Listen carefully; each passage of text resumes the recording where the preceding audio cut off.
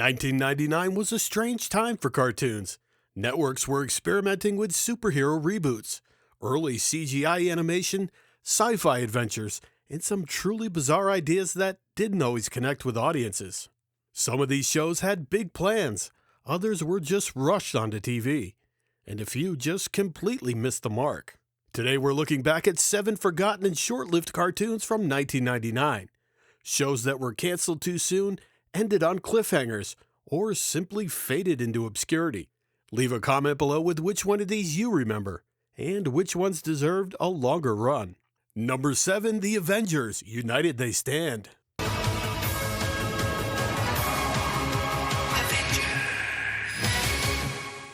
Kicking off 1999, Marvel took a swing at bringing Earth's mightiest heroes back to TV, but not exactly the way fans expected.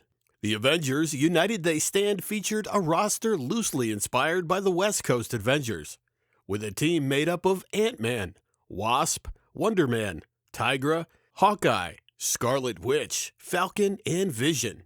And if you think something's missing, well, you'd be right. Heavy hitters like Captain America, Iron Man, and Thor were nowhere to be found, largely due to licensing restrictions at the time. I'm not exactly Captain America, or Thor, or Iron Man, now am I? The show leaned into a more futuristic direction, clearly trying to capture the same lightning-in-a-bottle success as Batman Beyond. The result? A very different kind of Avengers. Premiering October 30th, 1999 on Fox Kids, the series ran for just 13 episodes. While it gave lesser-known heroes a chance to shine, most critics weren't impressed. Sorry. Common complaints pointed to weak writing, odd creative choices, and of course the ultimate frustration, a story that ends on a cliffhanger. I'm not sure if Wonder Man should remain on the team. Simon?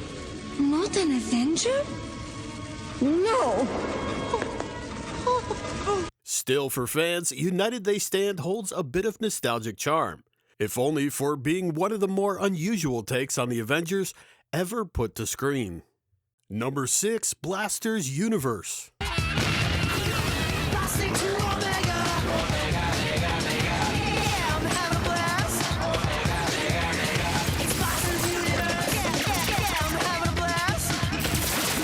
Based on the popular Blaster educational games by Knowledge Adventure, Blaster's Universe tried to turn learning into a full-blown space adventure.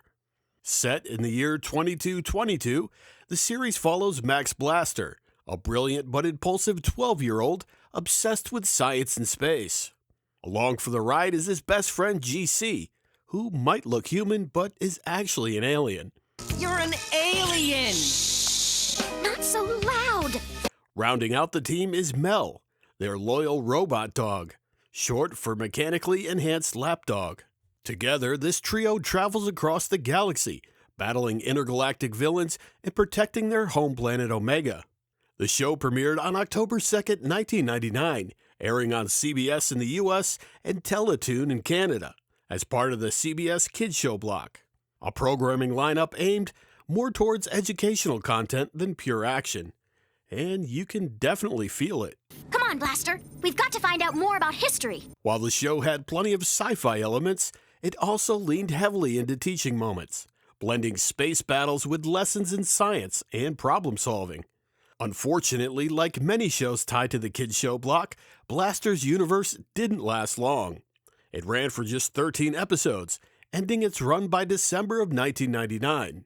A solid concept with built-in fan base. But in the end, it became another educational cartoon that quietly drifted off into space. Number 5, The Brothers Flub.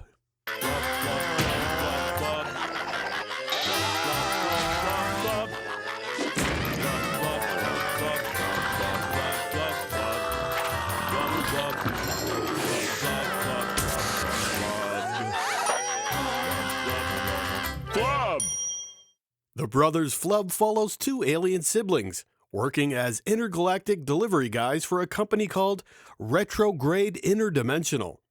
Their job? Travel from planet to planet, dropping off packages, and getting into all kinds of bizarre situations along the way. Think space road trip, but weirder. Interestingly, Nickelodeon heavily promoted the show as original programming, even though it technically wasn't a Nicktoon. Still, the network pushed it hard when it premiered on January 16, 1999, and for a moment it looked like Nickelodeon had a hit on their hands. The series ran for 26 episodes, and even scored a surprising amount of merchandising. We're talking KFC Kids Meal toys, back-to-school promos from Macy's, and even a sweepstakes tie-in with Skechers. So clearly, someone had confidence in this thing. Critics, however, did not. What? Are you kidding? The show was heavily panned, with some calling it a rare clinker that lacked the charm and substance of Nickelodeon's other lineup. Compared to the network's stronger shows at the time, the Brothers Flub just didn't connect. And over time, it didn't just fade away, it was practically erased. Today, the Brothers Flub is one of those odd cases where Nickelodeon seems to have quietly disowned the show, making it one of the most forgotten entries in their entire catalog. Number 4, Detention. At least until our graduation.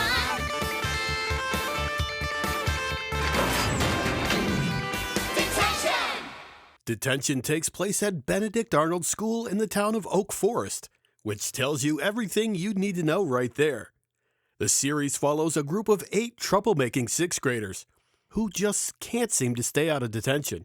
Whether it's bad decisions, bad luck, or just being kids, they're constantly clashing with the school's terrifying detention warden, Eugenia P. Kisskillia.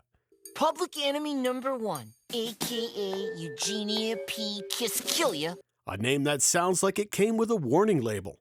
Each episode revolves around the group trying, and usually failing, to stay out of trouble, or at the very least, survive another round of detention.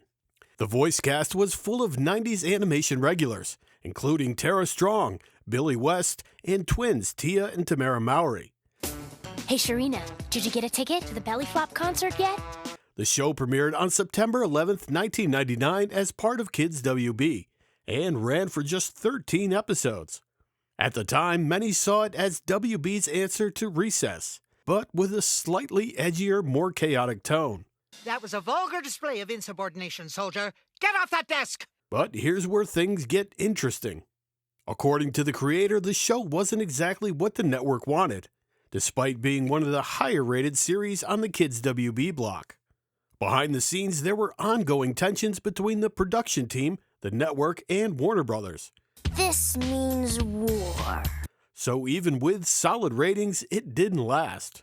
Today, Detention is remembered fondly by those who watched it, especially for its catchy, impossible-to-forget theme song, and stands as another example of a show that might have had a longer life if the people behind it could have gotten on the same page.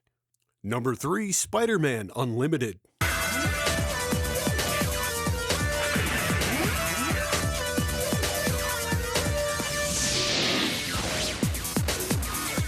After the success of Spider-Man the Animated Series, Marvel swung for something completely different and got Spider-Man Unlimited. Produced by Saban Entertainment, the series sends Spider-Man to a twisted alternate world known as Counter-Earth, where society is ruled by a tyrannical regime of human-animal hybrids. Peter Parker travels there to rescue a stranded space crew, but quickly finds himself in a full-blown rebellion against a warped version of civilization. Visually, the show also changed things up. Unlike the previous series, which used digital ink and paint, Spider-Man Unlimited went back to the traditional cell animation, giving it a slightly different look and feel. But behind the scenes, things were a bit messy. Spider sense, tingling. Originally, the plan was to adapt early issues of The Amazing Spider-Man, but a deal between Sony and Marvel Entertainment for the upcoming Spider-Man film meant Saban lost access to a lot of key elements. Guess it's time for the world to get acquainted with the all-new, all-improved Spider-Man. However, the show premiered on October 2nd, 1999 on Fox Kids, and immediately ran into trouble. It was overshadowed by series like Pokemon and Digimon Adventure, and pulled from the schedule after just 3 episodes. Over a year later, in December of 2000, Fox brought it back to burn off the remaining episodes. All 13 did eventually air, but the series ended on a cliffhanger.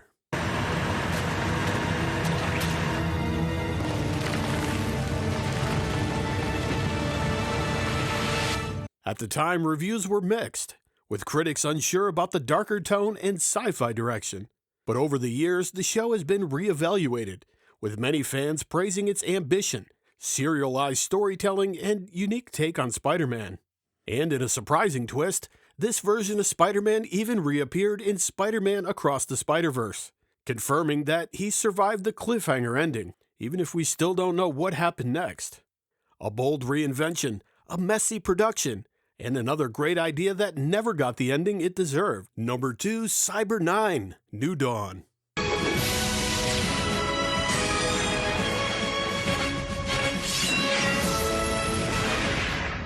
Set on the war-torn world of Tirana, Cyber 9 New Dawn follows Jack, a 15-year-old orphan who stumbles upon a powerful piece of alien technology, a sentient AI known as Cyber 9. Oh, come on, you want some? How about you? With its help, Jack sets out to build a team of allies and take a stand against the forces of the evil overlord Makestro, in a story that blends sci-fi, fantasy, and rebellion into one surprisingly ambitious package. The show also had some serious voice talent behind it, including Tim Curry as the villainous King Renard, alongside Jason Marsden and Tony Jay. Tell him I've found it. The series blended classic 2D animation with early CGI for some of its vehicles and environments. Produced by Saban Entertainment, the series premiered on Fox Kids on September 25, 1999, and then it basically disappeared. Only 10 episodes aired before the show was abruptly canceled, leaving 12 completed episodes completely unaired at the time. For years, Cyber 9 became something of a lost series, until it resurfaced 6 years later on Toon Disney, as part of the Jetix block, where the entire series finally aired between February and April of '07. By then, though, it was too late to build any real momentum. Today, those who remember Cyber 9 New Dawn often consider it an underrated gem. A show with a strong premise, a darker tone, and a lot more potential than its short, chaotic run ever allowed it to realize. Number 1, Weird-Ohs. So hurry up and start the show. Mama, beat daddy, go get away. He's the most screaming around the turn. Carry on and QE, speed past Louis. Their engine's gonna burn. Do you ready, baby? Push away, baby. Are all about to crash. Based on a line of bizarre 1960s model kits from the Hawk Company, Weird-Ohs brought some of the strangest character designs of the decade straight into the world of late 90s animation. And Weird might actually be underselling it. Nothing like draining your engine after a long day. The show featured a cast of exaggerated, deformed oddballs, including Digger, Wade, Portia, and Eddie, living in the equally strange town of Weirdsville, somewhere just off Route 66. Each episode followed their chaotic, nonsensical misadventures in a world that felt completely disconnected from reality. Visually, the series leaned heavily into early 3D computer animation, and let's just say it hasn't aged gracefully.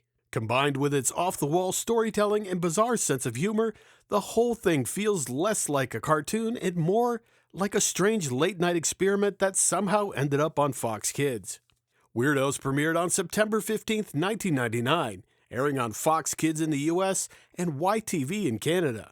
It lasted just 13 episodes before quietly disappearing. But here's a fun fact. Despite its reputation, the series was actually nominated for a Gemini Award in 2000 for Best Sound. So even if everything else was a little off, at least it sounded good. Today, Weird-Ohs stands out as one of the strangest cartoons of 1999. A show so bizarre that once you've seen it, you're not quite sure what you actually just saw. As always, thanks for watching, and if you've enjoyed this video, check out some of our other videos.